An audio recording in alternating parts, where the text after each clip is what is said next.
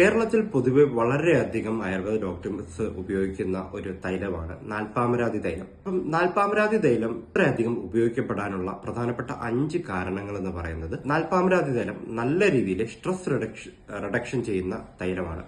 Anxiety, stress ഒക്കെ ഉണ്ടെങ്കിൽ നല്ല കൂളിംഗ് എഫക്റ്റ് കൊടുക്കുന്ന തൈലമാണ് ഈ പറയുന്ന നാൽപ്പാമരാതി. രണ്ടാമതായി പെയിൻ റിഡക്ഷൻ ആണ്.